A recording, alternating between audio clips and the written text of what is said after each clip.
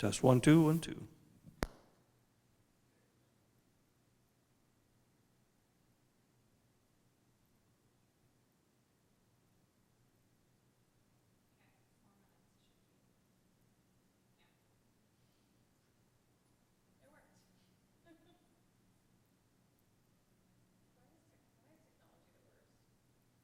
Printers. Worse yet. Printer drivers and wireless printing systems and stuff in your house. Just terrible.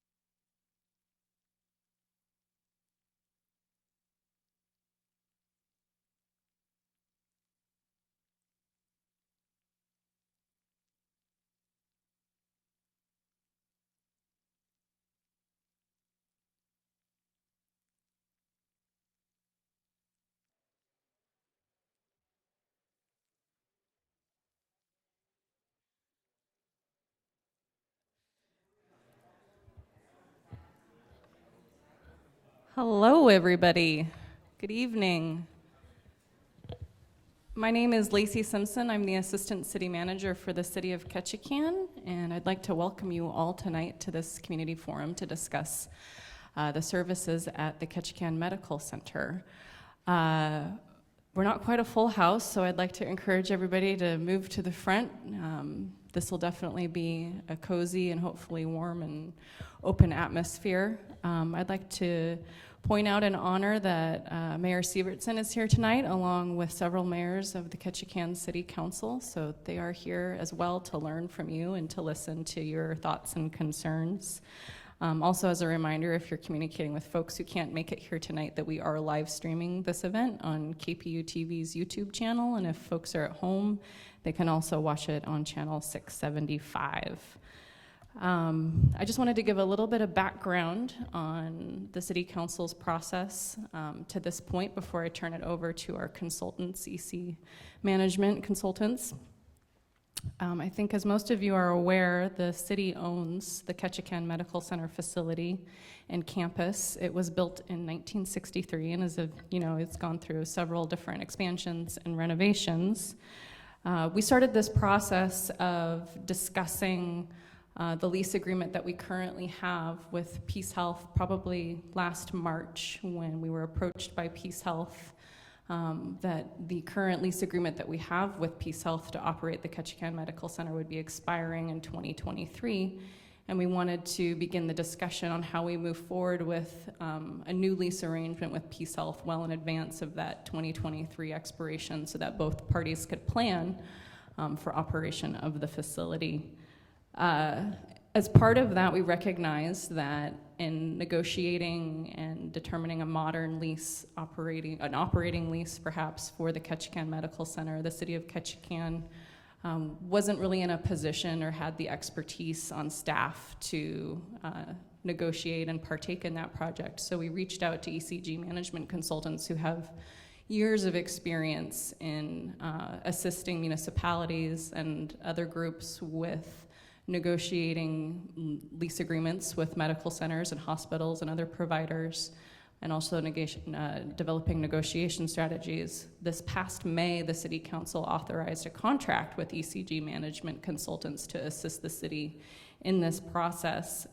Right now, we are in phase 1 of that process with ECG, and this includes a situational assessment of Ketchikan, which includes events very much like this one, a community forum in which we're trying to understand the needs and the thoughts of the community. ECG is also conducting comprehensive interviews, and we're also conducting and collecting data via email.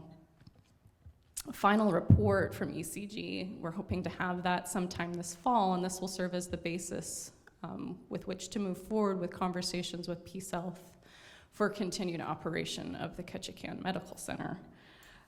Really, though, this evening is for all of you and for the community in the hopes that we can learn more about your experiences with Peace Health, what is working at the facility, what needs improvement, and what other types of services you would like to see rendered at the Ketchikan Medical Center. Can we actually advance to the next slide? Perfect, meeting objectives. So we have a couple of things that we'd like to discuss with all of you and hope to achieve tonight. Obviously, you'll be meeting our consultants and getting a better understanding of this project and the goals of the engagement. ECG will provide a brief overview of the current lease arrangement with Peace Health for operation of the Ketchikan Medical Center. And again, this is really the opportunity or a main opportunity to hear from the community about your experiences, your opinions, and all of this information will be taken under consideration by our consultants and the City Council as we move forward with developing a negotiation strategy. So I'm going to stop there, and I'm going to turn it over to ECG. I'm going to introduce everybody first. So this is Kevin Kennedy, a principal with ECG. Dan Merlino, another principal with ECG, and Kelly McFadden, who has been our project manager. So this is the team that we are working with. They've been in town for the past couple days, and I think they're already discovering and learning quite a bit about our community. So Welcome, thank you. Oh, another thing I wanted to mention, sorry, Kevin, is we are hoping with public comment, we do have a sign-in sheet that I've collected. We just have a couple folks on it to start the conversation. We would like to limit everybody to 5 minutes to give everybody the opportunity to say what they would like to say. We have 2 microphones there, sort of on either side of the room, and I can certainly help with the mics and run them around the room as needed if folks don't want to come to the front. Thank you. Great. Thank you, Lacey, and thanks to all of you for coming today. We've been looking forward to starting this project, and we're happy to see as many of you as there are here today to help us get started. Before we get further into the agenda, I want to take just a minute to talk about our firm, ECG Management Consultants, because some of you probably have questions about who are these guys anyway. Well, ECG has been around since the early 70s. We have always done work in healthcare integration and healthcare contracts. That's a big part of what we do. So we have often looked at management arrangements like the one that's in place. We have advised several municipalities in terms of understanding what's the best thing to do with their own hospitals and their relationship with management companies. So we, like I said, we've been around for a long time. It's actually our 45th anniversary this year. We have about 230 consultants. We work only in healthcare and specifically only with healthcare providers. And so that means we work with medical groups, academic medical centers, hospitals, and health systems. So we don't do devices or pharma or things like that. So we're very focused on working with institutions like your hospital. That's really what we do. We have 10 offices across the country. Like I mentioned, several hundred consultants. We're proud to have won a number of awards, including the Class Award last year for being the best healthcare management consulting firm. And we're quite pleased to be here. We do a lot of things in healthcare: strategy, finance, operations, and technology. So we like to think that we can bring a full spectrum of analysis and opinions and be able to look at lots of different issues to every project that we have. So that's who we are. In terms of more specific information on the team, I'm Kevin Kennedy. I'm a principal at ECG. I've been with the firm for, this is my 28th year. I'm based out of the Seattle office, so in my career I've had a lot of different clients up in Alaska. So I understand that there are lots of differences between Alaska and what goes on in the lower 48 in terms of reimbursement, in terms of how care is delivered, in terms of just things that are different in terms of being on an island instead of being in a metropolitan area. So I've worked with lots of critical access hospitals, lots of rural facilities, and so I think I come equipped to help address these issues. Dan Molino is also a principal with ECG. He is, I think, the only person at ECG who has been there longer than I have. He's been there, I think, 31 years. Dan and I have done a lot of work together. When I started ECG, Dan was my boss, actually. It was a lot of fun for me that a quarter century later, I was then his boss for a brief period of time. But now we're essentially partners. So Dan also does a lot of this work. It was Dan who first got the phone call from the city to help with doing this work.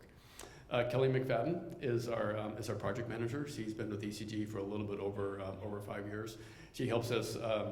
She helps keep us organized. We'll prepare drafts of deliverables and supervise the analytical team, who you probably will not meet, who is in the background looking at data, crunching numbers, and helping us do our evaluation. So we're your consultants. Again, thank you very much for having us here. We've been looking forward to this project and are excited to be kicking it off. So with that, I'm going to turn it over to Dan, who's going to walk us through the specifics of this project.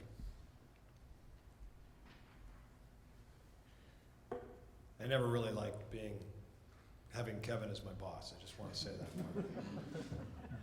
No, we've always worked well together, very well together. But what I want to do now is talk about the project and how we're approaching it from the objectives, and then talk a little bit about the background of the agreement between the city and Peace Health and the evolution of that agreement.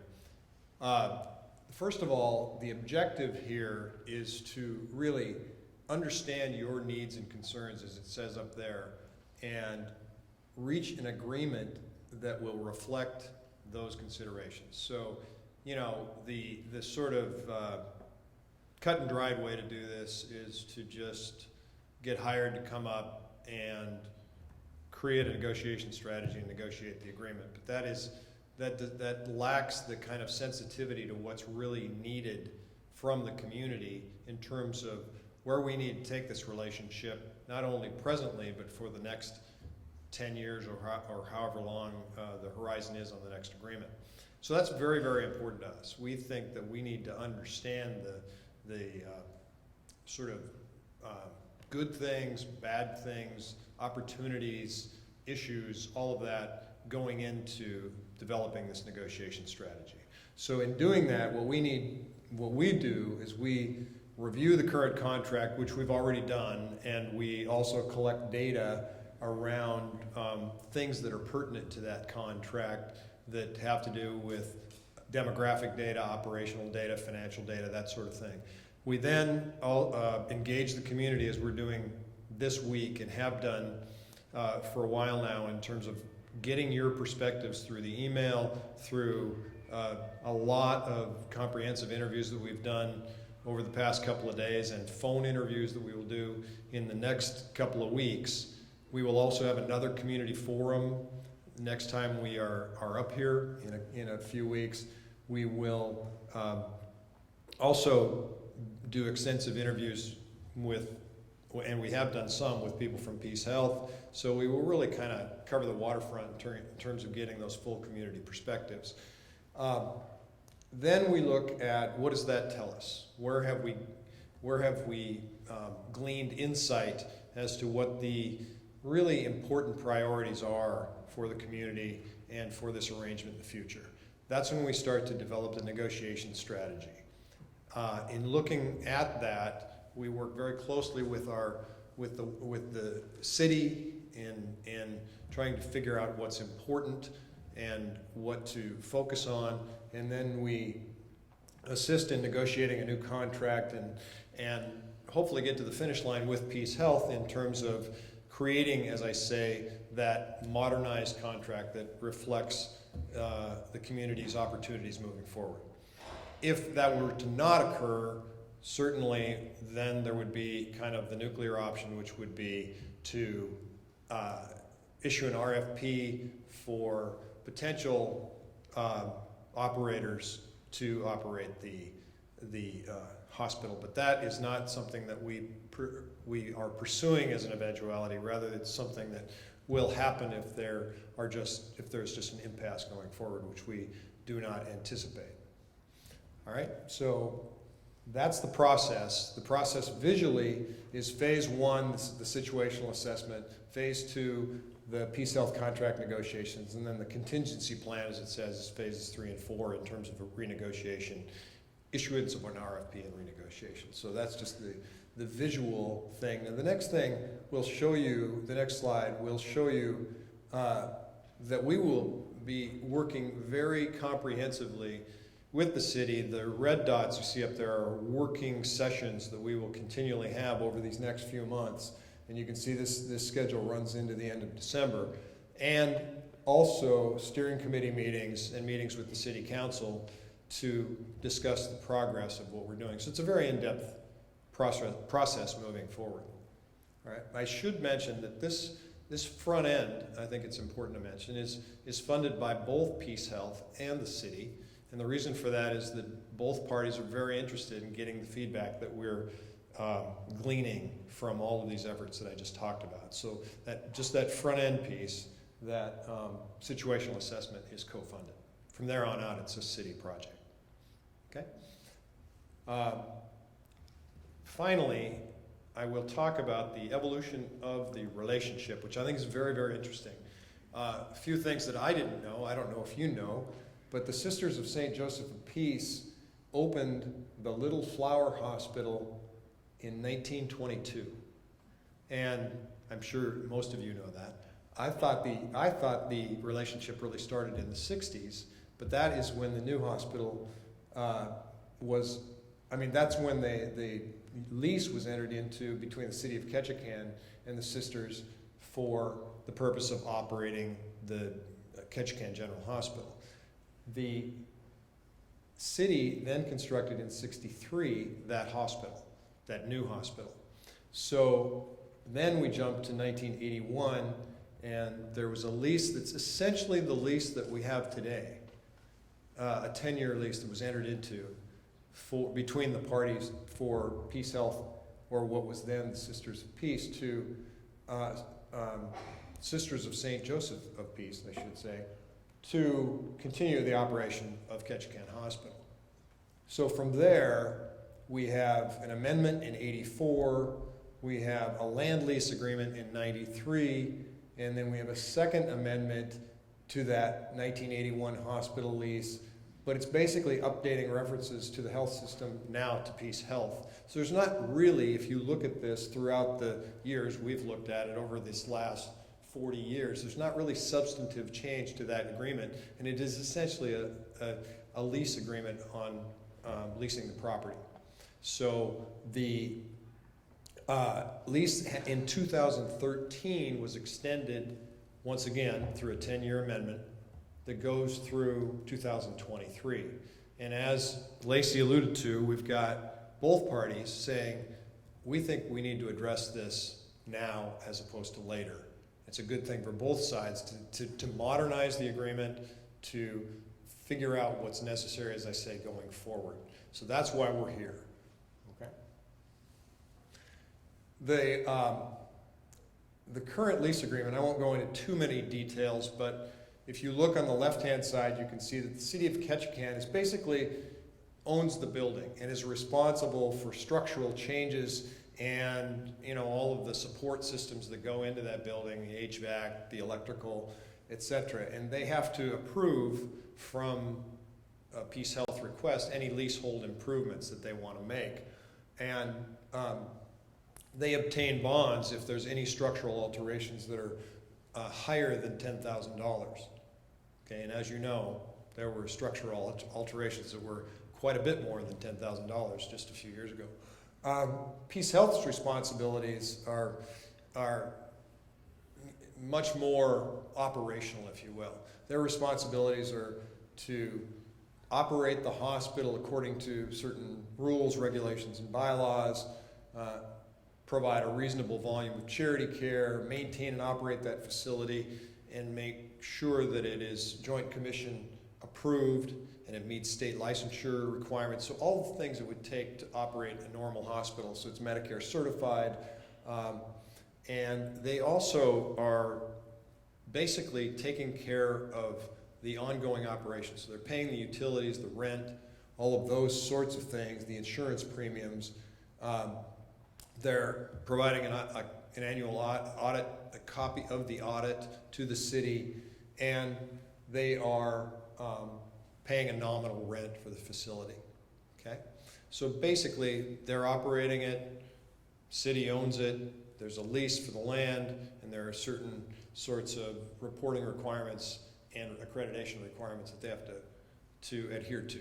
But compared to most of what we get involved with in terms of these agreements between municipalities and operators, it's pretty thin. This is pretty lean in terms of the stipulations on both sides. Okay. So in recent years, as you know, Peace Health has basically created an employed medical group, which includes essentially all of the providers that do the work inside the hospital. Okay, there are other providers in town, but that group, I think, represents about 30 providers, I think. Dr. Rice is at in ballpark. And they also provide on-call coverage for the hospital, and they rotate various specialties, as you know, up into the Ketchikan area on a regular basis. The second thing is to note is that the city of Ketchikan funded the new construction project to modernize and expand the hospital, which was a $62 million project, part of which was from a bond and part of it was from grant funding from the state of Alaska that represented a total of $19 million. So that resulted in a 72,000 square foot addition to the facility. And I will say this, just personally, it's one of the most beautiful critical access hospitals that we've had the pleasure to work in terms of the expansion that was done. So they did a wonderful job. And so this is where we are today. We've had developments which City of Ketchikan has stepped up and paid major money for. We've got Peace Health taking it on to create a medical group and expanding specialties. But where do we go tomorrow? That's the question. And now, if we move forward, it's time for you to speak. I'm going to have Kelly come up here and just talk about the parameters for what we'd like to hear from you. And I'm sure some of you want to tell us what you want us to hear. So she's going to kind of define the things that we are very interested in hearing from you, and then we'll turn it over to you. So thank you.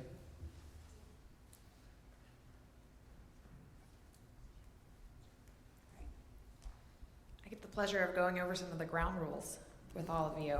And Lacey covered some of these already, so made my job easier. But first of all, thank you all for being here. It's a pleasure for us to be here in your community to hear from individuals as well as a group like this about what's going on here and what are those key issues, the key priority areas for us to know about from all of you as we do the work that Kevin and Dan have described. So we've got the mics set up. We're going to ask you to come up and share your opinions. Please keep your comments to about 5 minutes and be cautious of sharing anybody's personal health information. Cousins, sisters, brothers, fathers, mothers' personal health stories are theirs to share. So just be aware of that. We also would like to hear your experiences. Complaints are fair game, but we also want to focus on where do we take this and move it forward. So focusing on being constructive, what could be better here in the community or through the hospital is what we'd like to hear. And of course, being respectful of others as always. There's an email address at the bottom of this slide, hospital.comments@ktn-ak.us. And this has been set up for anybody to submit comments in a very open format. So this is writing a letter via email. Lacey will receive it. She's been forwarding them to our team. So if there's something you're not comfortable saying today, you think of later, or you want to share this email address with your friends and family to provide additional insights after the meeting, please feel free to use it. Okay. So to help provide some questions to maybe address through this forum, really broadly, what we would like to learn from all of you and get out of this, and what we would work into our situational assessment, the phase 1 part of the project, can really boil down to about 4 questions. What are those key healthcare challenges that are facing you in the community, and how would you like to see Ketchikan Medical Center and the city address those? In your opinion, how could KMC improve the healthcare experience for patients and families? Patient experience spans from the second you make an appointment, maybe even before, until you're paid your bill. So anything in that gamut is fair game. Are there any additional services that you think should be here offered locally? And in your opinion, how could the hospital work more collaboratively with the community to improve health outcomes for all people living and working here in Ketchikan? So pretty broad questions, but wanted to provide some framework for thinking about our conversation today. In addition, there's some other topics, just very broadly, that we'd like to glean from all of you today in your comments, focusing on the patient experience, clinical services and quality, as well as healthcare resources. These are critical areas that we want to address through our situational assessment of what's happening here in Ketchikan and what should the priorities be moving forward. So there's some additional questions if it helps you think through how you might give your comments today. So I think with that, we can turn it over to the public comment section. Lacey will have some microphones, and the floor is all yours.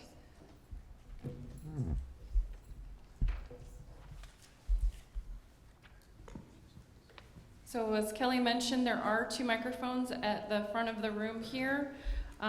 We have a couple people who signed up at the start, and this is by no means the only way that you are allowed to speak during public comment, but we're going to start with the people who are on this list and go from there. So the first person that we have is Jennifer Kalenko.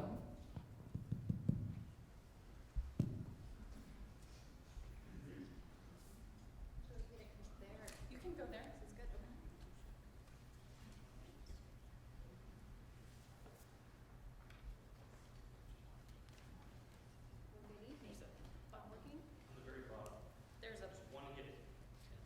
there's a button on the very base of the microphone that you'll need to push, and then unfortunately on this one, it's actually a little toggle switch. So Are they're we both working different. now? Okay, let's. You're good. Okay, good. Good evening. I guess being here early is my reward for being the first to speak.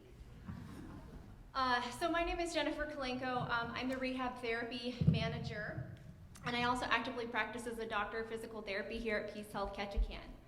I am really pleased tonight to have the opportunity to come speak on behalf of my experience with Peace Health, not only as a caregiver, but a patient and also a family member of those that have received care in our community.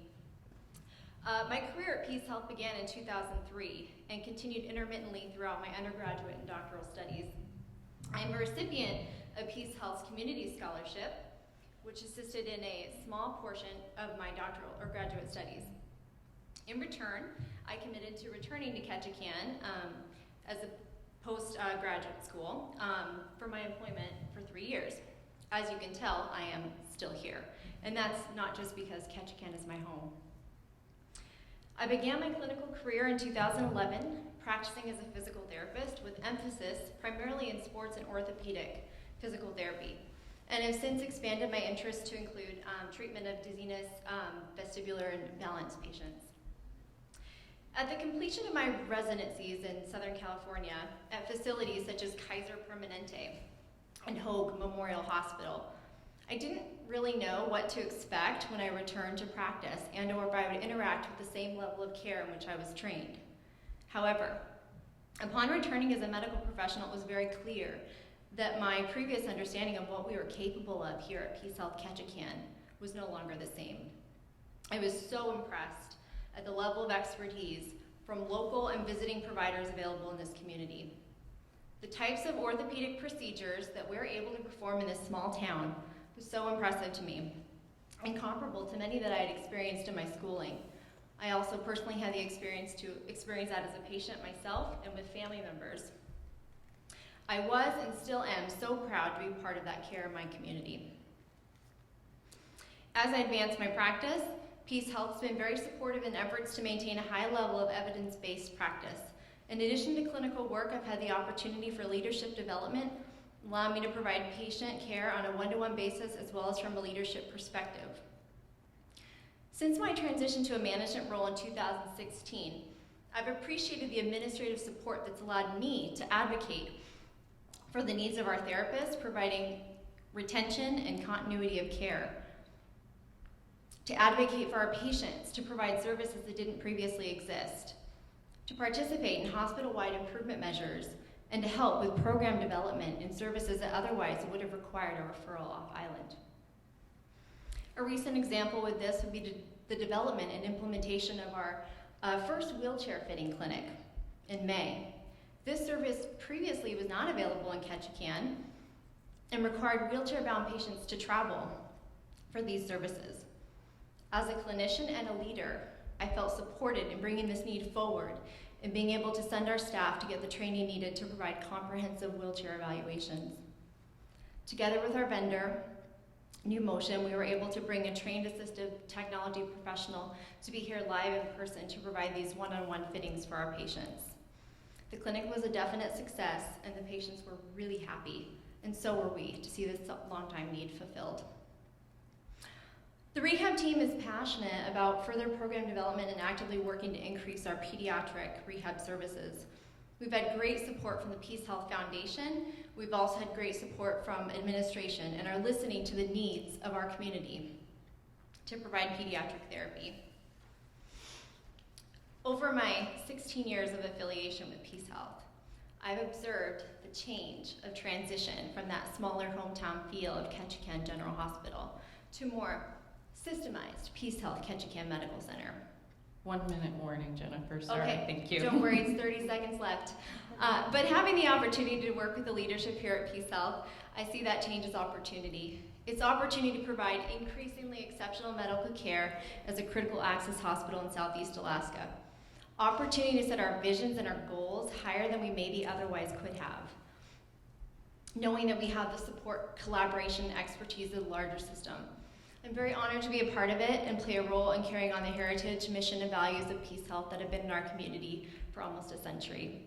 I'm proud of the care we provide, the people that I work with, and entrust our services not only to my hometown and to my patients, but to myself and my family. Thank you. Thank you. The next name on the list is Joey Tilson. I'm not as tall. Hi, my name is Joey Tilson, and I have previous experience working in healthcare administration, and I have a degree in healthcare administration.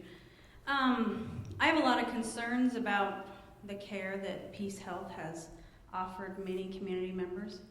Part of the Joint Commission, there's over 22,000 hospitals nationwide that have this accreditation, which is part of what helps with federal money and that sort of thing. One of the things that there's a certification for healthcare staffing services, and I feel that Peace Health is lacking in staffing appropriate medical educated individuals. Along that note,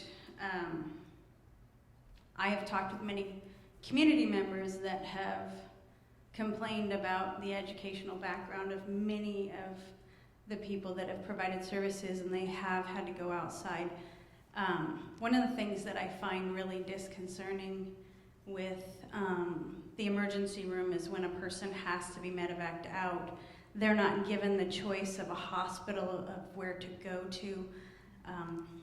Family member of mine was automatically sent to the Peace Health Hospital in Bellingham without having the option of choice, for one.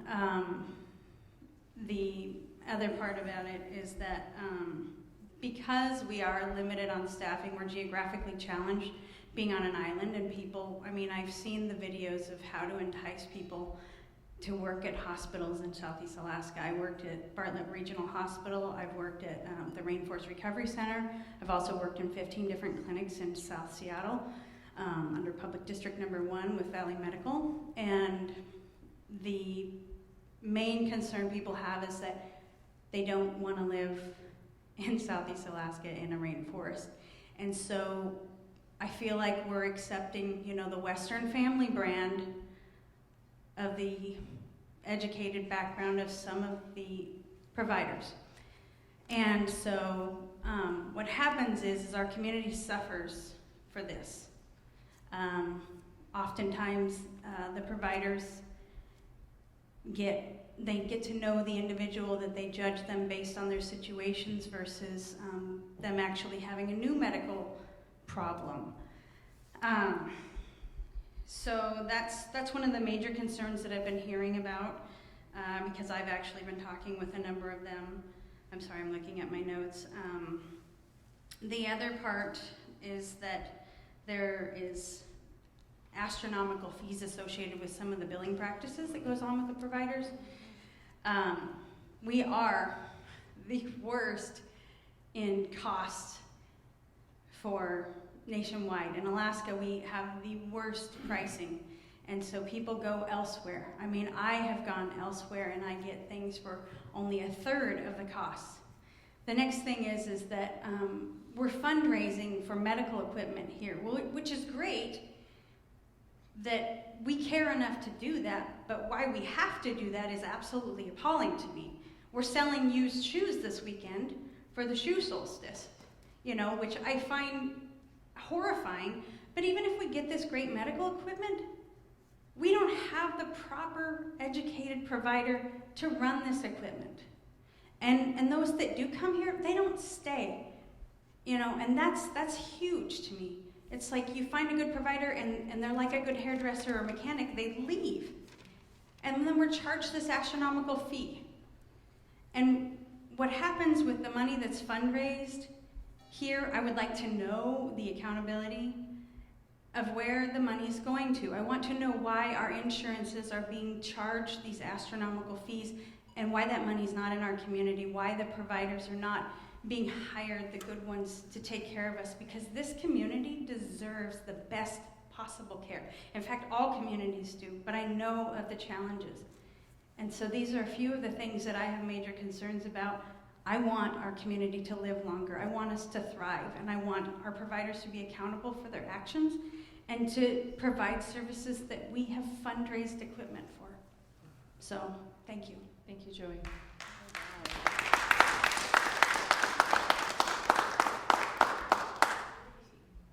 Diane Gubatayo.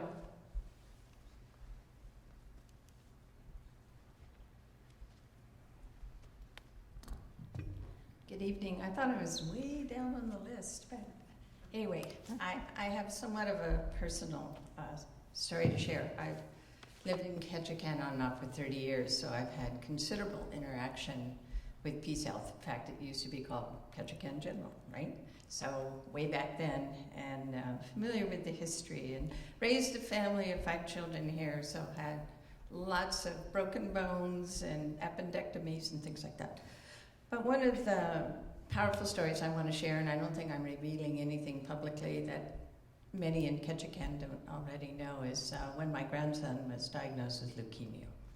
And it was amazing what the hospital did to respond to that. He was medevaced out of here within 8 hours. He had no immune system, so it was really scary because we knew a bacterial infection could have been fatal. And they made arrangements to not only medevac him, but they met him with an ambulance and got him to Seattle Children's. And the good news is he's 9 years old today. He was only 3 at that time, but he's survived. And thanks to a lot of this community, because it's not only the medical profession, but it's the community that supports families. And I should share that I grew up in a medical environment. My father was a doctor.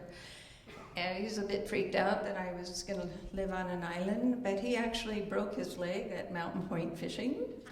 And you know how doctors don't make the best patients sometimes? But at any rate, he had a lot of praise for his treatment here in Ketchikan at that time, and they helped him, and he had to leave early, but anyway, that was a good experience. I guess what I want to say is that for living on an island in our situation, I've been pretty thankful and at the level of care that we've received here in Ketchikan. Can it be improved?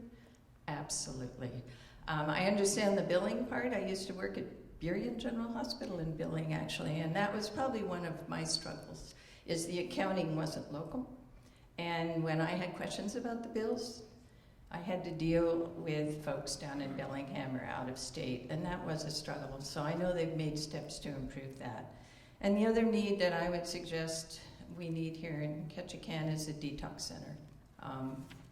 It's a real struggle for people with substance abuse issues, and when they have serious medical emergencies, sometimes it's a struggle for us to get them good care, immediate care. So that's one thing I would hope we would add in the future. But overall, I've been very appreciative. My own broken leg healed.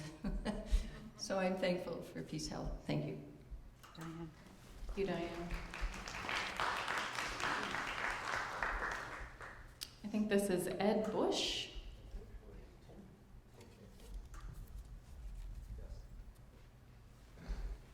Thank you. Thank you. This would be a question for any member of the team. Are you looking at an option for Ketchikan itself to manage the hospital? Is that something that you're addressing, looking at, giving a rough number?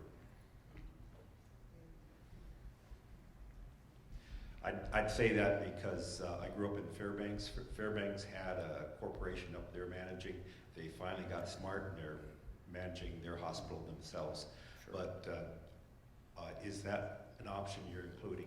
We're not looking at any other options yet other than helping the city negotiate the best contract they can with Peace Health.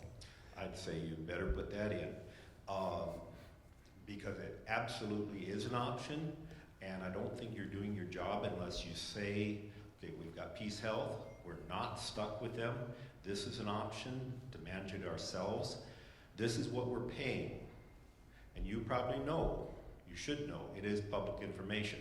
They've lied to me before. They're flat, oh, we can't tell anybody. You know about Form 990. Yeah. Mm-hmm. People should Google that and see what it's costing for some of the managers. That is my point, is even if you just do a rough estimate. You're not gonna get it down to a penny, you're gonna be guessing, but as an option, if the city took how many people and they would have to hire and what it would cost for those people. You know, it's an expensive business, and that's my big question. You know, maybe I have to shift gears and put that in. I want to point out, we're in day 3 of what's probably Sure. a 120-day project. Yes. So the scope of what we've been asked to do so far is really to gather feedback from the community, make Yes. some recommendations on a negotiating strategy to the city. As Dan pointed out, there are phase 2 and potentially phase Yes. 3 where the things are considered. So, I mean, honestly, that's the answer I'm going to give. If there are other questions about what the answer might be, because we just don't know yet. Oh, but sure. we absolutely want your feedback, so Yeah. please Yeah. continue. Oh, no, it's just, it was a question, and I think that if you haven't included that should be an option. It's definitely an option, and it should be included. Peace Health won't want to hear that, but that's too bad. So, thank you. Thank you, Ed.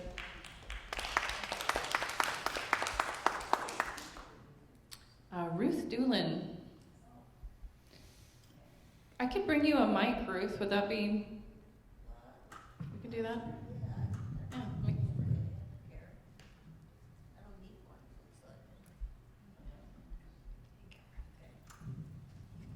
Thank you, Joey. Thank you. I do want to say I am so happy with a bunch of things in the direction the hospital is taking. The rehab thing, great, and they just, well, more, it's happening more and more, but more and more the specialists, if they're not here, are just coming for a clinic, like a neurologist, regularly. There's so many people in town who need that. It's ridiculous. And, increasingly this town is not just us. It's all the tourists that come in the summer and people who are buying property like it here. And, it's like it's a different scene. So, anyway, that said, so there are a couple of things about the physical layout of the hospital I've got a problem with. For one thing, and I've been saying this for years, the doors, the handicapped bathroom doors right off the, to the right of the desk when you come in, I can't open them. It's like it takes the strength of Hercules. What kind of handicapped accessible? So, that kind of thing. And there's a few glitches in various places, but especially once the whole new wing got added, it's been wonderful. So, there's one other thing, and I thought of this right kind of after I thought of saying something. Dr. Royce was talking about the expansion. There should be a connection for wheelchairs between the hospital and Fifth Avenue with all the services up there, with all the public health and the mental health and everything that's out there. Like, why can't handicapped people do it? I worked up there I had to always go around in the rain, go around. And for the tourists in the summer who need psychological services, so what I think we should do is a ramp that would probably have to go back and forth a bit and covered. And ideally, it would be all heated and all that, covered anyway. So, that's that. As to,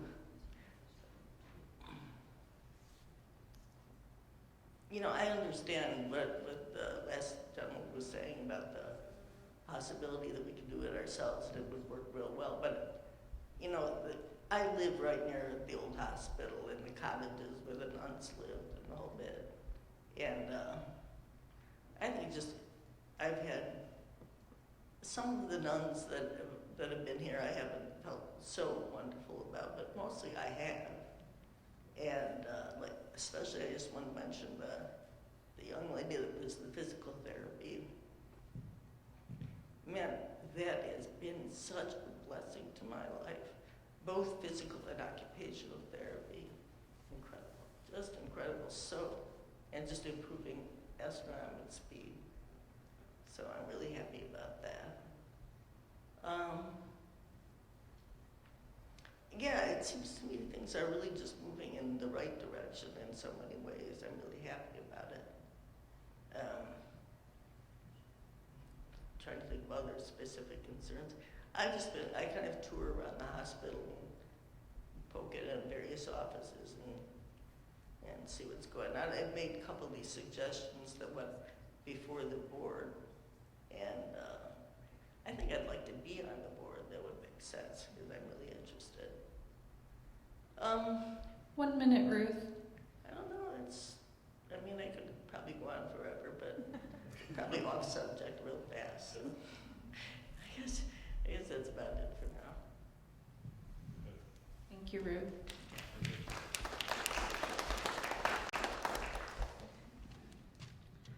I have Kay Andrew on the list per Dick Coos. I'm not tall enough either. Good evening. My name is Kay Andrew. I live at 506 Tower Road. I'm a lifelong Ketchikanite. I wanted to share tonight my latest experience at Ketchikan Medical Center. On October 4th, we were at our cabin on Prince of Wales and I had a stroke. I was lucky enough to have TAC-1 have a plane in the air. They picked me up. I was in the ER within 2 hours and 15 minutes of having that stroke. The ER was wonderful. The doctor, the nurses, in fact, both the second floor and the ER were really good. I was admitted to the hospital, and I was there for all the tests that they gave me, and they were trying to find where the stroke came from, and they had no idea. So they did several tests, and that was like on the second day I was in there, the doctor came to myself and my family, and they said, we need an echogram, and it's 3 weeks out. They're full up. The hospital will not bring them in for overtime or on their days off. If they get too far behind, sometimes when the traveling doctors come in, they bring an assistant with them to help them get caught up with echograms. So my family, and they told me that Medicare and my backup insurance would not cover for any more time in the hospital. So my family was very upset because they said, you're sending this time bomb home, and what is it that we're supposed to do? Wait 3 weeks to get an echogram? Well, that was their answer. That was my option. I was sent south, had my echogram down there with a neurologist, and they treated me for what they could. I came home, and in April, on April 3rd, I had another stroke, this time in my eye, which I had no idea you could have a stroke in your eye, but you can. And back to the ER I went, and was lucky that I saw the same doctor that had treated me for my first stroke, and he ran a bunch of tests. He couldn't find anything, and so he wanted to do a brain MRI. And so he called upstairs and told them that he wanted to admit me for observation for the night. He didn't want me to go home and then have a major stroke at home in the night. And we were told that the hospital would not admit me because they did not have insurance that my Medicare or my backup insurance would pay for that. And so I had no choice. I went home. Again, I got on an airplane and I went back to my neurologist in Seattle. They did the tests on me. Well, excuse me, I'm a little ahead of myself. So when they would not admit me, the doctor in the ER was not very happy about that. And so he called Dr. Christensen at Ketchikan Eye Clinic, and he sent me up there. And Dr. Christensen did an exam. He took pictures, he dilated my eyes, he took pictures of the inside of my eye, and he found where a piece of plaque had gone into the small artery alongside your eye. I had permanently lost about a third of my sight in my right top of my eye. 1 minute, Kay. Okay. I went south again, and I've been being treated down there. I just came home this week, and they put a stent in. And so my story is that I think to help improve for other patients in the community, they should have someone on call. They told me in the hospital they have to medevac people if it's an emergency to get an echogram. Come on, we just spent millions of dollars on this new hospital. They need to hire somebody, either figure out how to work a couple of different of those machines and have a backup or something. So I think that is my main reason that I wanted to share my story, was because I think that you should seriously consider more help. Thank you. Thank you, Kay. So that's the end of the names that were put on the list. So now we're at the point where if anyone would like to come forward and share some additional information or suggestion, we can now start that process. I'll let her go first. And if you could please state your name when you start. I'll do that. Sherry Bush, and I've been here for about 13 years. At one time I did work for the hospital, and now I'm retired. And I feel that we could really definitely benefit from having a doc in the box type of clinic here to take care of people that have last minute emergencies or things that need to go to a clinic, but there's no room in the clinic because all the slots are filled, and they can't take somebody that maybe a lady that might have a bladder infection, or guys that come in after fishing and they've had hooks put in, they need to be seen and get antibiotics and things like that, instead of those things going to the ER, which is very expensive, and you can just go in for a drop-in and see. That wouldn't utilize the clinics that are already busting at the seams, and it takes forever to get an appointment. So if we have one of those doc in the box that they have down in the lower 48, where there's somebody available to that, they can be managed by nurse practitioners or and then referred on should they need something more. That's just a thought that might help out the community. Thank you, Sherry.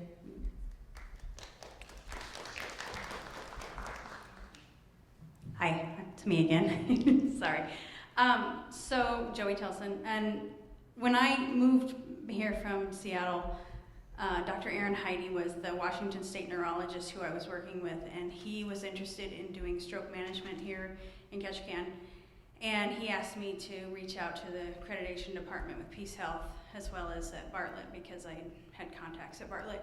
And what he wanted to do was he wanted to remote in with satellite in the emergency room to help with stroke management, and also come up quarterly to do stroke management. And what we found was, when I had reached out, was both hospitals required an application fee for him to apply to provide services to our community. He was hoping to keep the community members in the community instead of paying additional costs down in the lower 48 for lodging, rental cars, food, that sort of thing, to try and keep them home with their families and have the stroke management. And he was appalled. Back then, this was in 2006, there was approximately $850 fee for Bartlett. I can't recall what was quoted to me from Peace Health. But that didn't guarantee that he could provide the services. That was just an application fee that he was told to pay for the medical board to review. And he was actually quite appalled. He's like, I'm trying to help you guys. And the initial setup back then was $150,000 to set up the satellite system, to actually remote into the ER and help. And so I think that was one of the biggest struggles that I notice with even Southeast hospitals is that you have these application fees for providers to try and help a community, and it's like, why are we charging these fees? Now, I don't know if that's the current thing now, but also the idea of telemedicine, that sort of thing is not offered with Peace Health here locally that I'm aware of, as well as there is no satelliting in, and that might be an option. So that might be something to put in there. So that's all I gotta say. I have a lot more to say, but I'm not gonna, because I only got less than 5. Thank you, Joey. Are there others?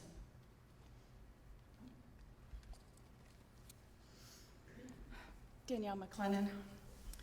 My experiences with Peace Health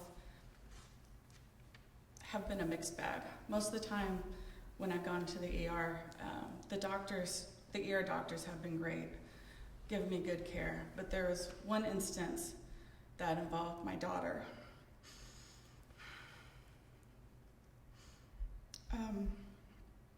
When she was 9 years old, the day after Christmas, she was sledding and she ran into a structure and broke her tibia, fibula, and the growth plate in her leg.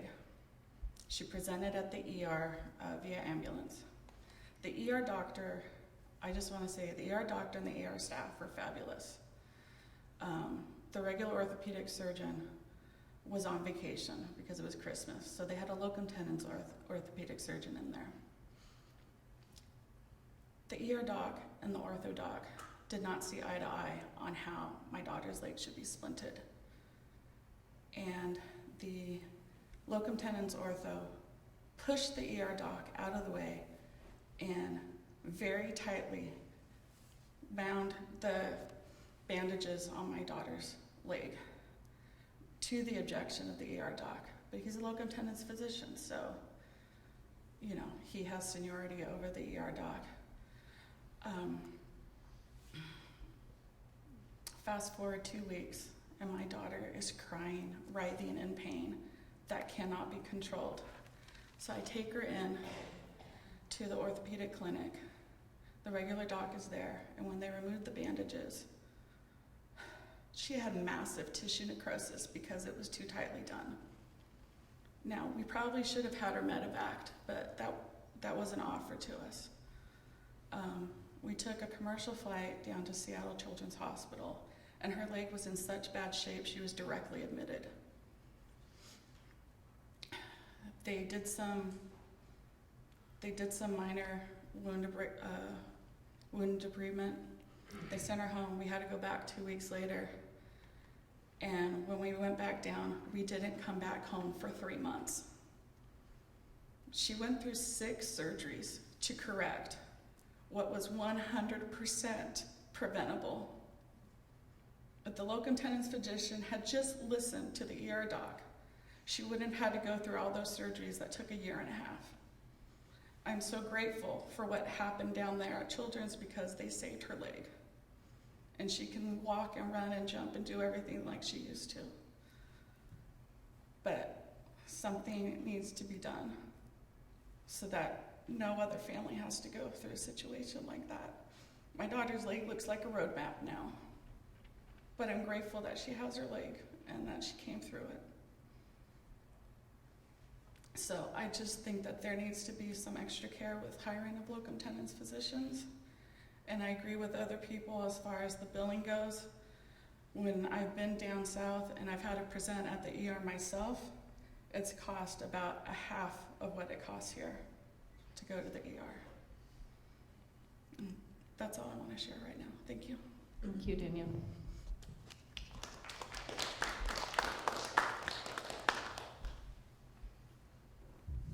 My name is Artis Benson. I've lived here 9 years, Alaska for 30 years.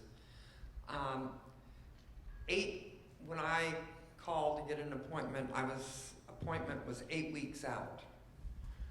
8 weeks. Now, I'm not quite sure, but I think that is no medical care at all. The next time I called was about 2 months later, and I wasn't feeling well, and the appointment was 6 weeks out. and was told if it was an emergency to go to the emergency room. Well, it wasn't an emergency. I didn't feel good, I was sick, I needed to be seen by a doctor, not an emergency doctor. That is not any care at all, as far as I'm concerned. And 3 or 4 other people have told me the same thing. If you're gonna have the physicians, if Peace Health is gonna have the attending physicians, then you need to provide enough physicians to handle the community. The second problem is, last year I got something in my eye, had to go to emergency, went to emergency, and they came in and they put a numbing substance in it and told me I'd have to come back at 8 o'clock in the morning because they were full with people off the cruise ships. They'd had 3 heart attacks, and they didn't have any time to see me until in the morning. And really, that's no care either. If we can't provide care for the cruise ships and still provide care for the community. So I have a real problem with 6 to 8 week waiting period to see a doctor. If you're sick and you call up, you should be able to go to a doctor, not go to the emergency room, because I will not do that. It's cheaper to get on Alaska Airlines, fly to Seattle and go to Harborview than it is to go to the emergency room. Thank you very much. Thank you, Lourdes.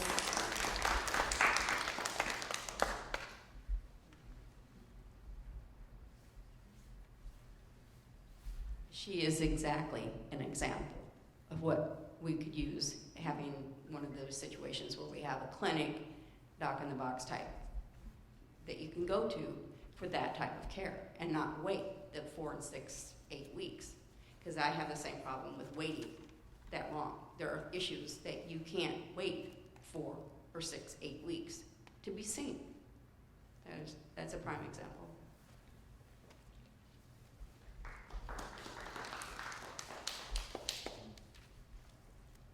Are there other folks who would like to speak?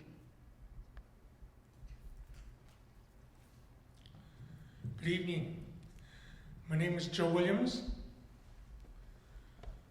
I first of all want to thank the City Council for having the opportunity to have this get together this evening. It's always really easy to talk about negative things. And it's really difficult to come up with solutions. I get the majority of my health care from Ketchikan Indian community. When they can't provide the care, I request to be sent to Anchorage. So I'm one of the fortunate few in this room that get, in my mind, excellent health care. And I'm really surprised at 8 weeks. You know, at KSC, that happened at KSC, there'd be a few people that are looking for work that are council members, okay? Because that's unacceptable. But I just want to publicly thank Ketchikan Council, Ketchikan City, for providing such a great hospital for us, with the visitors in mind, of course. But yes, I get very positive and very good care, and I seek it. But I want to tell you the other side of the story, and that is my spouse was looking to have colonoscopy. Simple thing in today's world. Please know it was cheaper for us to fly, my wife and I, to Portland, stay 2 nights at a hotel, and come back, than it was to have it done here in Ketchikan.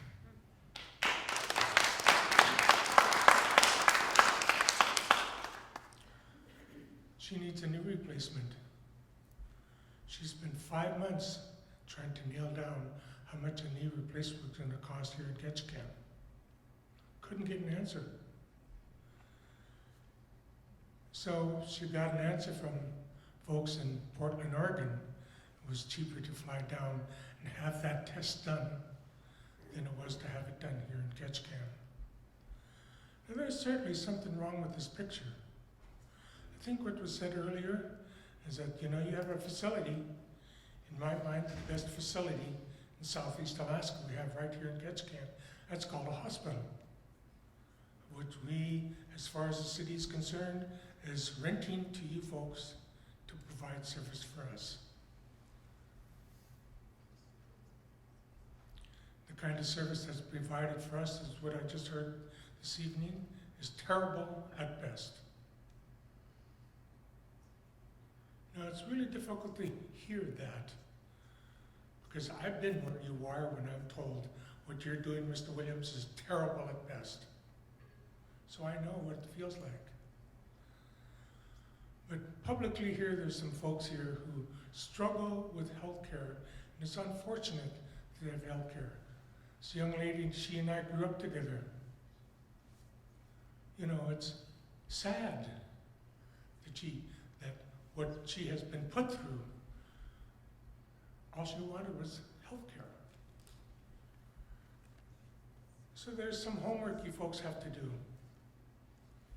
Okay, and I pray that you do this homework and then give your report to the city council and have another one of these here so you can report this to us who are here this evening. So I just want to first of all say in closing, thank you very much for coming out to do this.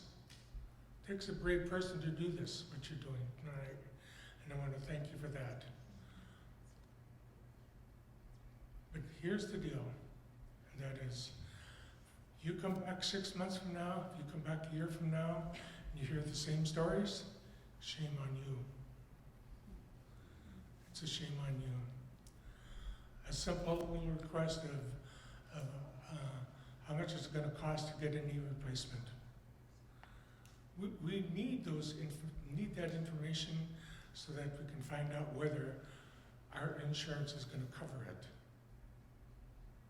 Okay, so I would appreciate you sharpening your pins, keep them sharp, so that we can provide the kind of health care that elsewhere USA receives. And again, once again, thank you for being here tonight. Thank you, Joe.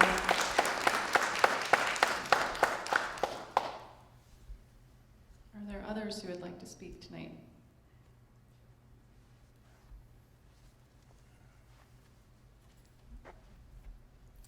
Hello, my name is Jeremy Bynum. I didn't get up and plan to speak tonight, but I hear a lot of stories about bad outcomes, and those are heartfelt. Those are not always good. But we live in a community of 10,000 people, and we have a medical facility here that provides us with emergency care when we need it. I've had experiences at the hospital where I've had friends that have come and visited me here and had medical emergencies. I've had a friend that almost cut his hand off, went to the emergency room, and immediately received care that saved his hand. Immediately. I had another friend that came up here while we were out fishing off of Duke Island, and he got a fishing hook in his hand. And it was so severe he had to have emergency surgery as soon as we got back to town. 2 hours on the boat, back to town, immediately was in emergency surgery. He had to spend 3 days in the hospital. He saved his feeling in his hand. He could still feel his hand. He could still use his hand. Last year I had a friend that comes up here every year and visits me. For 8 or 9 years he's been coming here. And had a horrific accident down on the docks. Broke his leg. Complete fracture, bone out the side of his leg. Was at the hospital. Immediately got medical care that saved his leg. Stabilized him. Life flighted him. This community experienced a tragedy just weeks ago. And the community came together, and the hospital was on standby and treated those patients with trauma level care. And those that needed to be evacuated got together with the medical emergency staff to save their lives. That's the kind of care we need in a hospital with a community of 10,000 people. I know that we all want to have the best care in the world, but we live in a community of 10,000 people. If I need a heart transplant, I'm not looking for Ketchikan to do that for me. If I need a hip replacement, I'm not looking for Ketchikan to do that for me. It would be wonderful if they could, but we live in a community of 10,000 people. We need them to care for us in the event of an emergency, and they need to care for us in the event that I get sick and I need to go there. I've heard of long waits for appointments, and that may be true for specialized care, but I've been sick too. And I've never had to wait 8 weeks to go see a doctor. Never. Not once. I would challenge the community to look around the country, to look on an island of 10,000 people and see what kind of care you get from those hospitals. I grew up in a very small town, and I can tell you that that small town did not have the level of care that Ketchikan Medical Center, Peace Health, provides to us. So I'm just saying, take an opportunity to look around, see what's provided around here. Ketchikan's looked at as a savior in emergency crisis. If you're on POW and you have a problem, you fly here. If you're in Wrangell and you need to give emergency birth for your child, you come here. We're a very small community in a very big state, a long way from a lot of care. And Ketchikan Community Hospital, Peace Health, provides that care when we need it. So I just want us to think about that when we talk about all the negative outcomes that possibly can happen. There are multitudes of positive outcomes. It's just unfortunate that those that have positive outcomes don't come up and speak. So I feel compelled to come up and speak tonight because I've seen great outcomes from emergency care that's provided at our hospital, Peace Health. They provide an enormous amount of services. Are they always the cheapest? No, they're not. But they don't see thousands and thousands of patients like those hospitals in Portland, with 1 million+ people there to access them on a daily basis. So I just want to thank the council for giving me the opportunity to come up and speak, and thank you very much for coming to help our community decide what's best for moving forward with the hospital. So I appreciate your time tonight. Thank you. Thank you, Jeremy.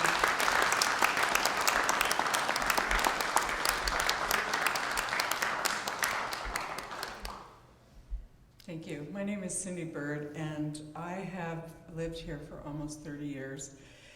And I have many experiences with Peace Health, but I have two very life-saving ones I would like to share with you tonight. Very inspired by both of you gentlemen speaking, because I was not going to do this. So about 9 years ago, I had a very severe head injury. And I'll just say I went to the ER and immediately was cared for. And when I opened my eyes and saw that I was in the trauma room, that is when I got a little bit scared. But I'm here, I'm a bright walking and talking. Long story short, therapy, here I am, working through the disability of that, but I am here. I had a second one about 2 years ago. I went in for a back injury that I wasn't really treated for that, because in that exploration found a cancer tumor that I, a week later, was down south because it couldn't be taken care of here. A week later saw a specialist there who was only one of 5 in the entire nation that could take care of what I actually had. A week after that, I was in a surgery room. It was all taken care of, and I came back here, and I did receive on the other end of that spectrum the billing. Went down there and did many, many things. I won't list, all the tests and the surgery and all that. Came back here for one MRI that cost me almost as much as all of that did. So being on both ends of that spectrum, I just want to applaud both these gentlemen for being able to speak to that, because yes, I've had 2 life-saving events, but I have less years ahead of me than I do behind me, And I am concerned about that cost of it happening again. You know, can I afford the health care? So I agree with both these gentlemen. I have had life-saving events, and I'm so grateful. I cannot express my gratitude for being upright, walking, and talking. But at the same time, my concern about will I ever be able to afford that with the health care benefits that I have now.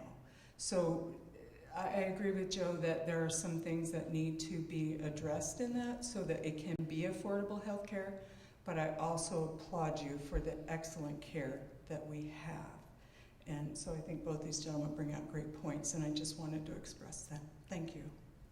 Thank you, Cindy.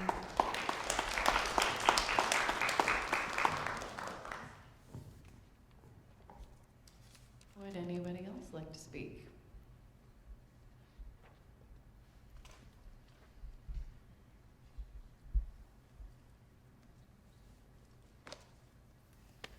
I'm Jay Cadle.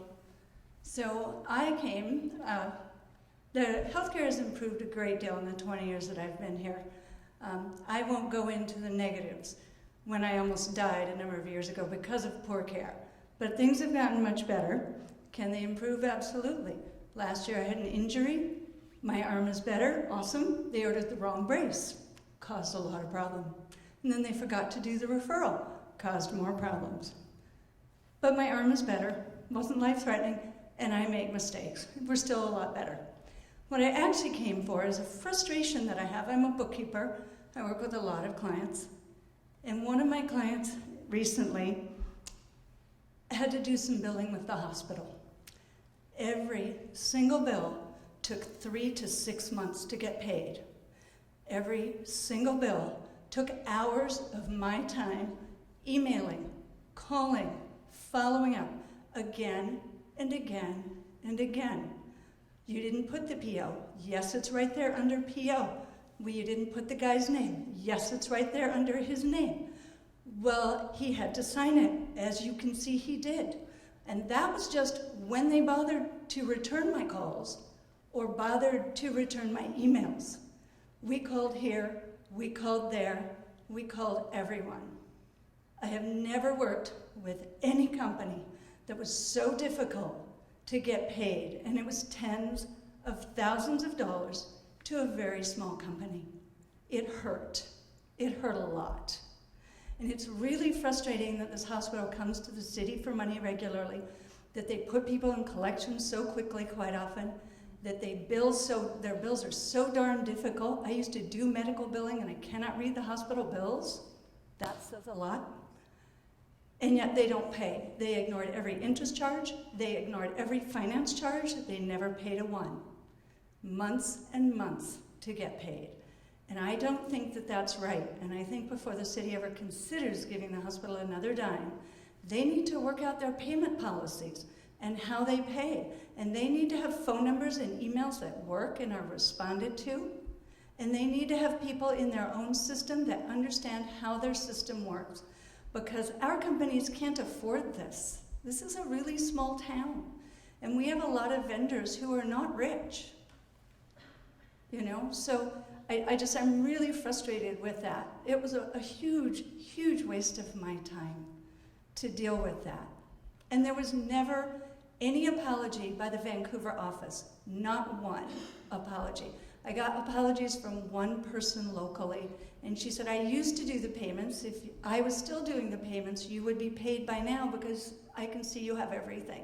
I think it took 2 more months to get paid after that. So anyway, I wanted to express that. That's a real frustration. My client actually couldn't be here. He was going to come, but he had another commitment. So I came on his behalf.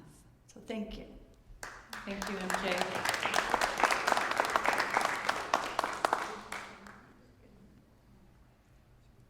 Would anybody else like to speak?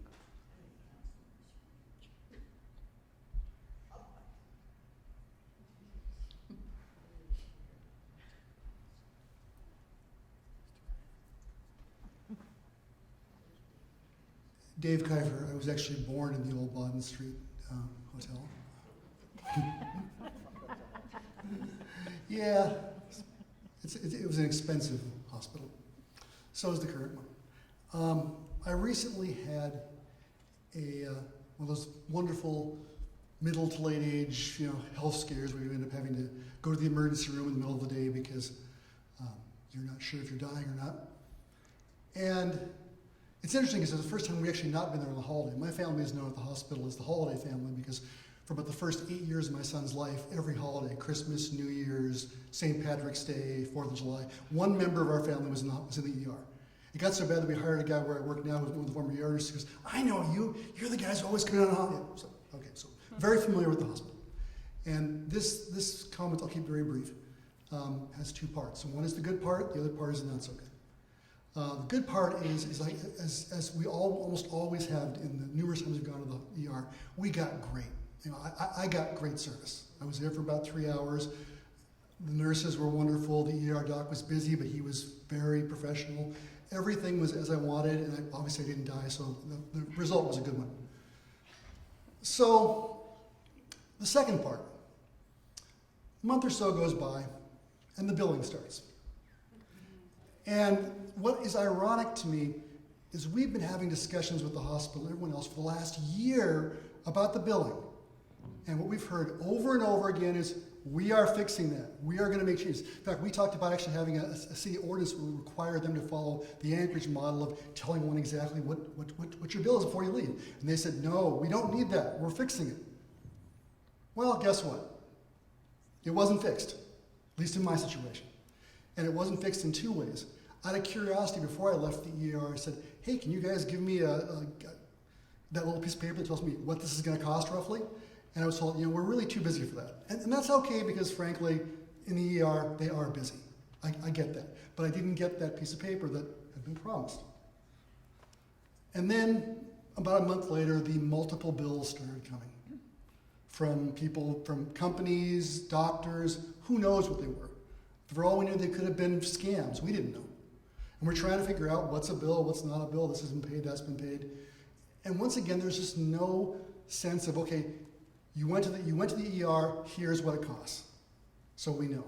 And currently the number is somewhere north of, well north of what it should be for a 3-hour visit to the ER, but we all know that's an expensive part of the process. But when you're talking about a number somewhere $14,000 to $18,000, we're not sure exactly, for 3 hours, that seems a little high. And like I said, it's hard to tell whether we paid this for or not. I'm very fortunate now. I have very good insurance. It's going to cover roughly 90% of whatever that charge is. That's still going to leave us with a couple $1,000 probably when we roll. And I understand that's an improvement because once upon a time, going back about 10 years, I worked at a place that didn't have quite as good insurance. And I would spend weeks, because they would say, well, what they charge you, that's not realistic. That's above the fee we think's reasonable. I'd say, as this gentleman pointed, I'm on a little island in Alaska with 13,000 people probably, who, things cost more here, and then insurance company would say, well, we don't care. Our thing says it should cost $6,000, and they charge you $8,000, so we're not covering the $2,000. So this is good. We're beyond that stage personally. But there are an awful lot of folks out there who aren't. And I guess, I love the care I have always received at Ketchikan Hospital. Back to the first time, what I remember of it. But why can't, does the billing have to be this hard? Does it have to be this impossible? Does it have to be so, Byzantine that you can't even, add A and B and get C? You have to go 4 other different ways. So I guess I would like to see in the future some way to truly address that and not just hear from the hospital that we're addressing it and then go back and find out they're not addressing it. Thank you. Thank you,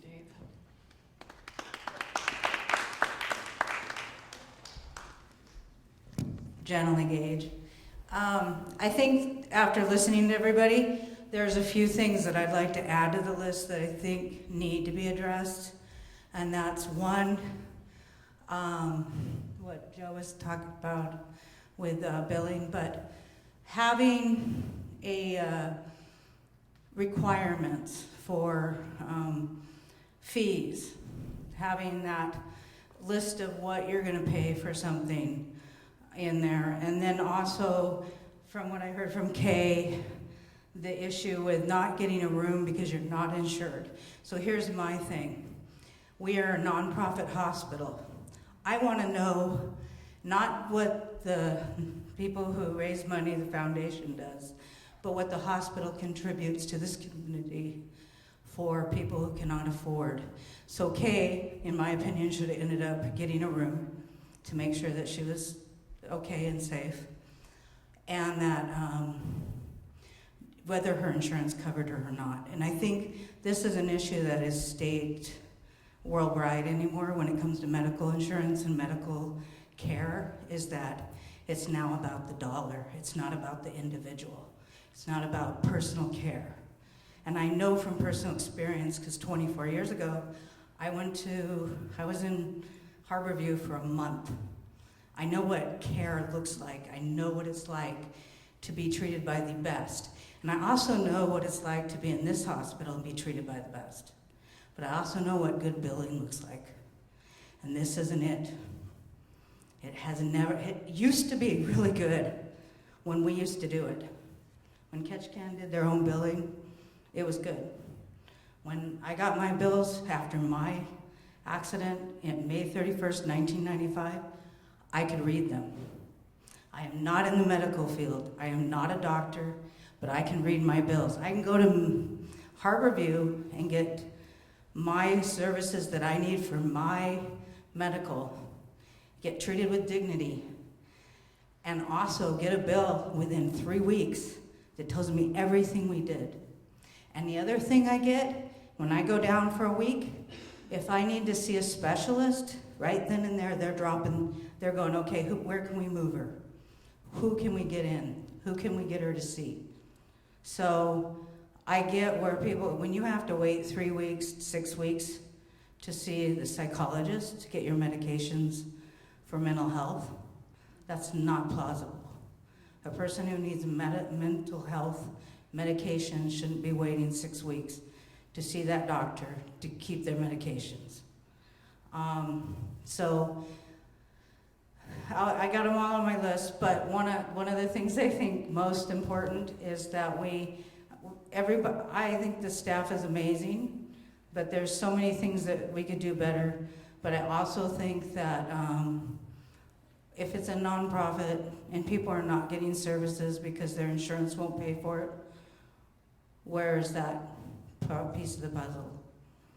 They shouldn't be sent home if they're not certain that that person isn't going to have a stroke later on. They should be seen, they should be given a room and taken care of. Regardless, that used to be the rule, right? It used to be we don't care above what you can pay. Thank you.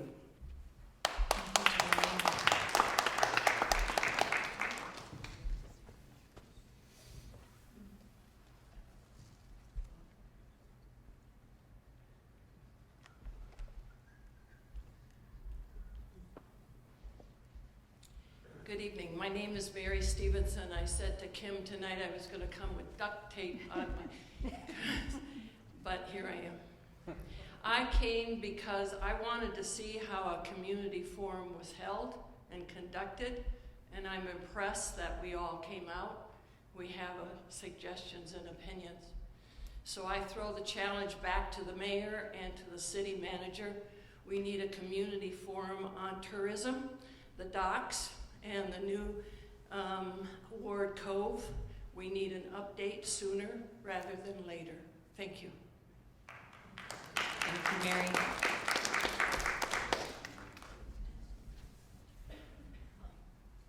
Are there others that would like to speak?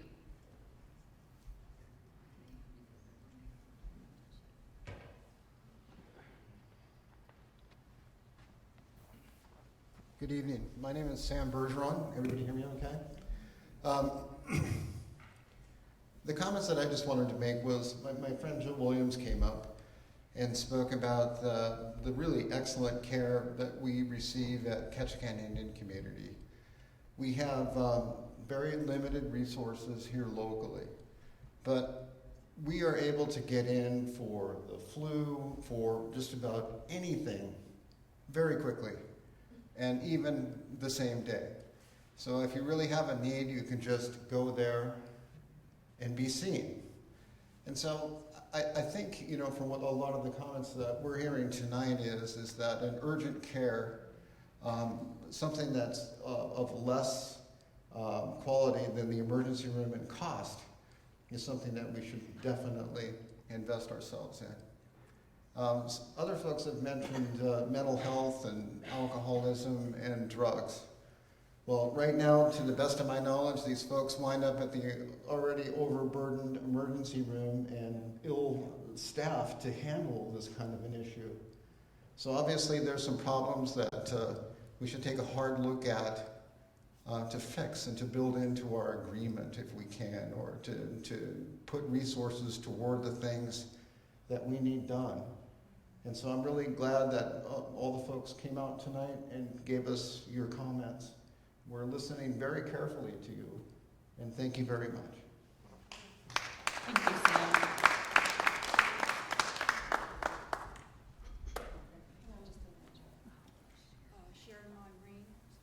And I agree with the emergency care services. I think that we are amazing at crisis level in this town. We always have been. We got people that step up to the plate, amazing. I do think, sir, and this isn't a complaint, or I don't think anything I've heard tonight was negative. I think that we need to be heard and see if we can come up with a solution. I think long-term care, and I don't mean just long-term care in the hospital, I do have experience with that. My husband was in there 5 years, I was there every day. But I mean services that are not immediate. We need a little more people, more help. I don't know if Peace Health can help us. I like Sherry's idea of the doc in a box. Is that what you said? That's a good idea. Somewhere that's not quite emergency level. Because not all of us can afford to go to the emergency room. I have fairly good insurance, but I can't even afford the extra overflow after the Medicare and my private insurance. I also can't afford to go off the island unless I am referred. I don't have a choice to do that. I'm so glad you were able to. So I think that these are things that, as I'm understanding, this is what you want to address and see what we need and what we want. I think I have a couple of things that might be hopefully a solution. I've talked about them after being in the long-term care with my husband and seeing many things that really boil down to not enough hands. There's plenty of good people and they do their job. I praise them, I bless them, I am so thankful for them. But I also saw a whole lot that was just because there weren't enough people. An example, one of my ideas was something along the lines, I call it the old-fashioned candy stripers. Today it would have to be a new approach, I would think. And this is because, such as in the long-term care, I saw different times where people come in and this is something they weren't expecting, they're older there. And even in the med-surg sometimes, but they're there and the first day or two they're fine. And then this is not home for them. Their family come and see them once or twice a day, but all those other hours, they're sitting in a chair by themselves. And there are people in and out of the room, but many times I saw people left alone, and not because somebody didn't do their job. You cannot be in the same place. If you've got 2 nurses for 28 patients or whatever, sometime it's going to happen. And there's, I think, 4 CNAs for the whole floor. They are amazing what they do. For the money they do, I wouldn't do what they do. But one of my suggestions is something to do with the college or the high school, a class, a program that people can sign up and want to learn about medical field. They get vetted, they get fingerprinted, they get explained what they can do and what they absolutely cannot do. Because basically I think they could be extra eyes. They come and they sit with a patient that's been there 3 days now and is getting care, but they're just out of their element and they're not eating. And the food is set down before them, but there's not enough people to sit down and feed everybody. And it's not that they can't feed themselves, they're just not interested. And so having somebody that can come along and say, oh, hey Mary, how's your dinner tonight? Let me see. Oh, you only eaten half? How about another bite? You know, and then they get to eat. Whereas I've seen people get their food, they're offered a bite, and the person has to go do the other people, and they come back and they say, oh my goodness, that's all you're going to eat tonight, and everything's marked and signed what they ate, and off they go. That happens several times, and it's not because, like I said, somebody doesn't care or isn't doing good work. There's not enough hands.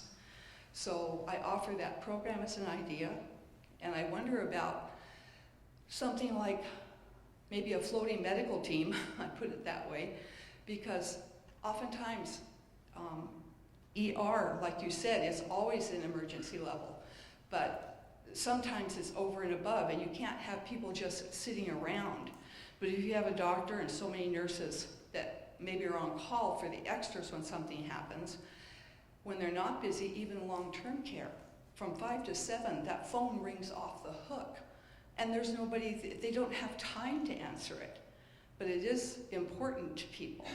So I About think 30 seconds, my Sharon. 5 minutes, I didn't think I could even talk at all. Now you can't shut me up.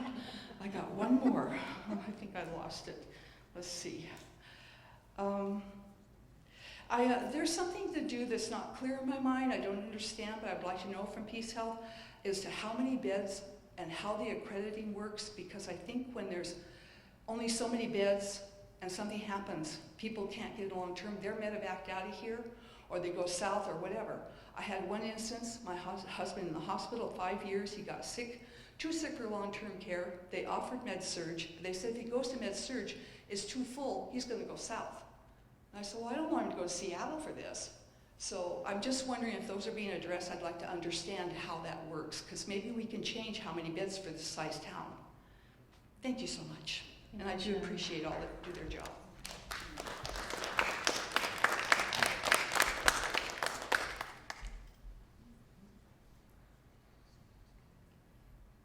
Someone else like to speak?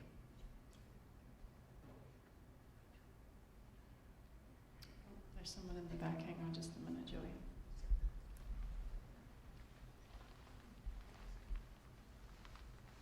Good evening, everyone. My name is Tessa Axelson. I'm here in my capacity as a T-ball manager. We didn't send any kids to the ER tonight. That felt like a pretty good success. In all seriousness, though, I too was born in the hospital in Ketchikan, not the Bodden Street facility, a different one. And I'm here tonight speaking as a patient of the hospital and as a mom with 2 kiddos who are 4 and 6. And I want to talk about our interaction with the hospital in terms of continuity and how that relates to quality and cost and access, which I think is something all of you care about and all of the residents care about, and I know the folks at Peace Health care about. So specifically, I have a kidney transplant. I'm 10 years post-transplant. That transplant was done at UW. That makes me a little high maintenance when it comes to being a person living here in this and operating in this facility. I need a lot of review, I need labs, I need to have a lot of active communication with doctors in other locations. For me, that's primarily Seattle. I've had exemplary relationships with providers at different levels from different departments with Peace Health. I have also had really poor experiences. I want to be really clear, though, that that's not just about Peace Health. That exists in lots of different systems. No system is a panacea. We all need to recognize that. However, I do think we should spend some time talking about what it means to be a patient who is medically complex, has higher needs. I feel like I'm very versed in healthcare because I had complex things that have happened to me. I had complex things happen with family members. It is a language I don't necessarily wish that I spoke, but I do speak it. I am an exception. So what does it mean if someone is coming into a setting and they are seeing a locum, a visitor, a hospitalist? Here's what all that means. You have a doctor that you don't know. You've been seeing someone you did know. You had a relationship with them. We'll call that continuity of care. And that doctor talked actively with other providers that you had, and suddenly you're seeing someone new. Let's just theoretically also say that it happens to be in a circumstance when you have a 6-day-old baby who needs to be medevaced. This is not an ideal time to suddenly have a new friend who you need to explain complicated things to. And I tell you this story because I have 2 sons, they're 6 and 4. Our 4-year-old was medevaced from the facility here when he was 6 days old because he had viral meningitis. That medevac saved his life, that was good, The circumstances around it were wonderful. He's living, he's highly functional. If you've seen around town, you know that. The reason I bring it up, though, is one of the challenges that Peace Health has had for some time is recruiting and retaining personnel. This matters for purposes of quality of care. It matters for purposes of cost, not only to a patient, but also to the hospital. And it also matters for access. And so I say this as a person, aside from being a patient, aside from having children, who also has a very lengthy history in health facilities. I've managed them. I've built them around the state. I know the tribal system very well. I headed up contracting for tribal health systems up in the north for doing recruitment. I understand there are complexities with recruiting and retaining people. We have to do a better job of it in this community. Patients are reliant on that. It costs money. We pay more. The hospital pays more for personnel that come in on an itinerant basis. It doesn't mean they provide poor care. It's more costly. And it also isn't best for patients. And I would really love to see, not Peace Health go away, I would love to see us have more conversations about what the expectation, as a parent, expectation is everything. It's also everything in a lot of relationships. As a patient coming in the doors to the clinic, what are the expectations of how I should behave? If I call and I have what I perceive to be an emergency, what can someone who first answers the phone say to me that helps me understand what the process is, what referrals look like, what the load is for doctors? How can I make the most time of the providers I see? How can that be a quality experience for me? As a new parent, for those of you who are parents, you'll recall this, or if you aren't a parent, you may not know. First 2 years of life, your kiddo sees a doctor, even if they aren't sick, anywhere between 10 and 20 times, like a regular scheduled set of visits. That is overwhelming. And then to not see the same provider can also be challenging. So I just think that there are so many opportunities for this community at 13,000 people to have a more robust system. The system is getting more complex. We now have other independent providers that have practices. What is the expectation about how we're communicating all of that? As people using the system, as the system back to its users, and how are we all involved so that we continue to have high quality healthcare that is accessible, that is affordable, and that we all understand. I appreciate your time. Thank you. Thank you, Tessa.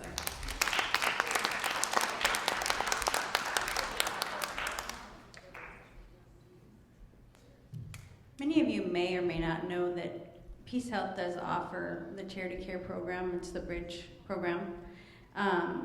Also, I was a previous social worker, and so there's hospital presumptive eligibility for people that are seen in the emergency room. But many of these programs to help with financial burden in regards to your health care, there is a social services person at Peace Health that actually has this information.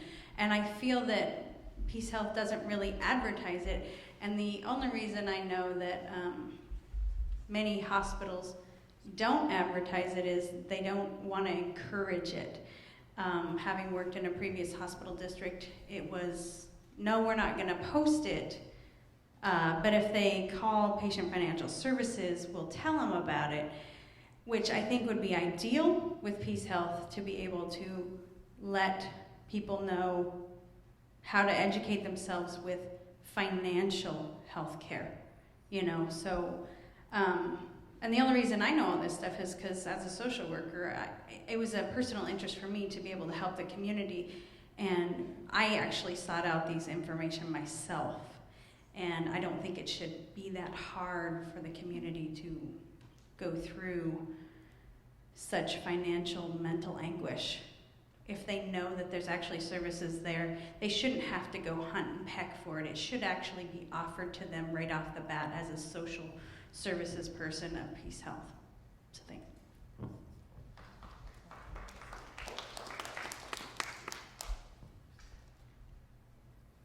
Is there anyone else who wishes to speak?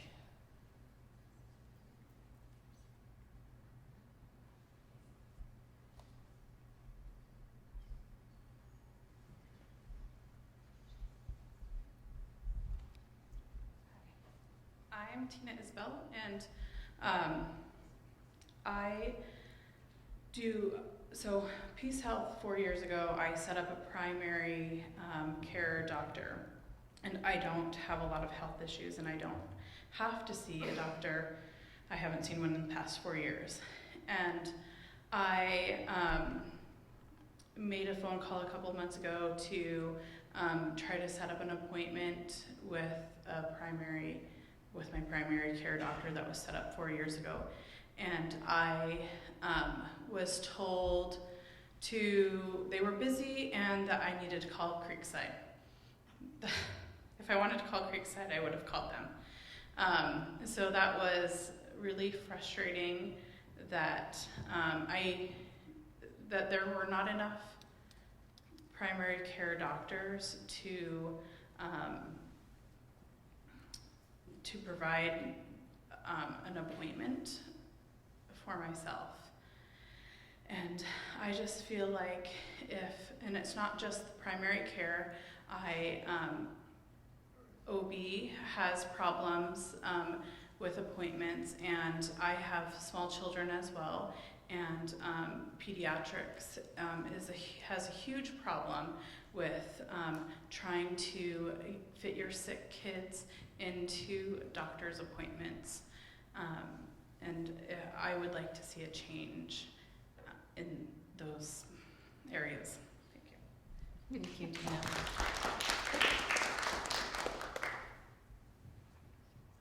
Any other comments, suggestions, thoughts?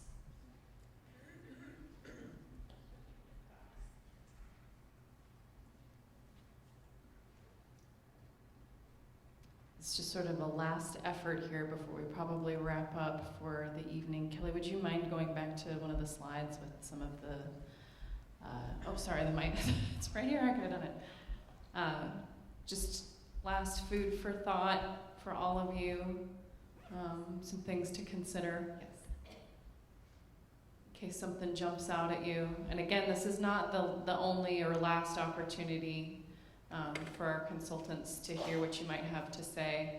As Dan indicated, we are hoping to have another forum later on in this process and share some of the data that ECG has collected. And there's also an email, as we showed, and we'll show it again here at the end, if you'd like to speak your mind that way. Could you put that web address up there again? Sorry about the web. So it's hospital-comments@ktn-ak.us. So if you think of something later or you'd like to share something more privately, that's an opportunity to do that. Can you put this up on my Facebook? It is on Facebook. It's also on the city's website. And certainly you can give me a call, which is actually the last slide.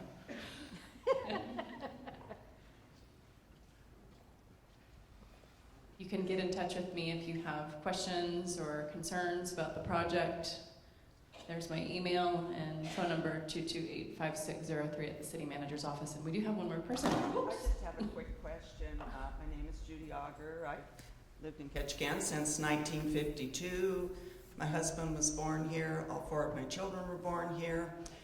I was scrolling through your website today because in full disclosure, my sister, Virginia Adams, worked at Peace Health for 32 years at that time, Wilson Medical Clinic. And at one time, when you first set up your clinic over in Craig, some of the docs from Ketchikan were going over to Craig to facilitate that facility. Correct me if I'm wrong. But I just noticed that it said on the website that the Craig Medical Clinic is licensed as part of Peace Health Ketchikan Medical Center. So my question is, how are you staffing that clinic in Craig? So Judy, just to be clear, so our consultants, ECG management consultants, are in contract with the city of Ketchikan that owns the hospital. But with regard to your question, I might actually just bounce it over to Dr. Peter Rice if you would be willing to address Mrs. Auger's comments. Yes, as you stated, we do operate a clinic in Craig, I think for maybe 6 years now, and the staffing model is a family practice doc named Dr. Justin Lang, and then a nurse practitioner. So that's our staffing model, and then a team, of course, of nurses and everyone else. So are you pulling docs from Ketchikan to go to Grant? Only in times of need. For example, we do have to pull Dr. McNeil there for 2 days next week and 1 week in July because of needing some coverage that we couldn't get for Dr. Lang by another means. But no, we're not like on a regular basis robbing Peter to pay Paul. So. But when you pull Dr. McNeil from Ketchikan to go over there, that's one less doc you have in the clinic. Absolutely, yeah. In Ketchikan. Yeah, no. So I guess personally I have a problem with that. Yeah. Since my husband has a situation where he, it ended up that he was finally diagnosed with having a stroke after I had to end up taking him to Seattle. Could not get in to see my primary care physician for a month. And he ended up in the ER. It was a bad experience. So I said that I would not have the ER doc who saw him on a Monday, and I went back on a Wednesday with him, and I said, no, he's not going to be on my husband's service. I bought an airplane ticket and took him to Seattle. So it was not a good experience, and that's not always been. Like I said, I've been here forever. Related to Bob and Jennifer. And these things happen. I understand that, but when you have ownership in this hospital, you know, we've been paying taxes since I was 19 years old because we owned our own property. Now, of course, that we are over the age of 65, we don't have to pay property taxes except for our Georgian property. But I was really discouraged with the attitude of the ER physician because they don't have ownership. You contract to those docs to come in. It's a revolving door. You have a few that have been here forever. I felt like they did not have any empathy for my husband's situation because he became very agitated, and if any of you know my husband, he can be very volatile, vocal, says things that are inappropriate. And I got a lecture from the doc about what the ER department does and does not do, and I said, young man, I take exception to what you're saying. If you can't handle someone who has suffered a stroke, who's very agitated, you're really in the wrong profession. And I need your assistance to call my primary care physician and get him set up for an MRI because he informed me that they don't do that in the ER. They don't order MRIs. So, long story short, when I found out he was on the service on Wednesday when we got things settled, I said, no, he's not caring for my husband. So, and I've had a discussion with his primary care physician, and we have decided that when issues arise with his problems, that the primary care physician will then call the specialist in Seattle, and they'll have the discussion, and we will decide what we need to do. So as a last resort, I won't take him back to the ER, unless, you know, sometimes you have to, but it wasn't a good experience, Dr. Rice. So, and I'm not we're not people that go to the ER because we have an ingrown toenail. You know, we can deal with that at home, but this was, it was not good. And I think I guess what I want to say is there needs to be better communication between the ER doc and your primary care physician. Because it ended up was all he had to do was pick up the phone, call Dr. Sanders, get the appointment set up so he could have an MRI. Was that so hard was that instead I had to be the nasty old gray-haired lady, which I don't have a problem being at times, but you shouldn't have to do that when you're... I've been dealing with this for 5 days, and Kay, as you know, when you have a stroke, you're not rational. So it was a night and day thing, and so I go to where I thought he would get the best care, and then I'm treated like I'm the village idiot because I don't know what an ER is all about? Excuse me? Really? So 1 more minute, Judy. Anyway, I just think that you need more communication between, and one last thing, and I hope this has been resolved. 3 years ago, when my mother was dying, she was admitted through the ER. The ER did not know that she was a do not resuscitate, although we had filed the paperwork with the hospital, we had filed the paperwork with her primary care physician, we'd filed the paperwork with the Pioneer Home, and when we filed a complaint, we found out that her do not resuscitate papers were in the ethics department.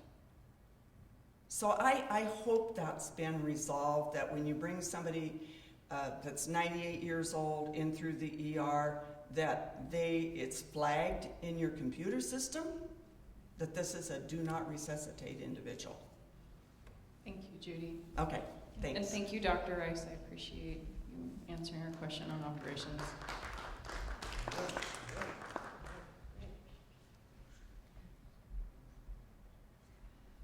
Any other comments?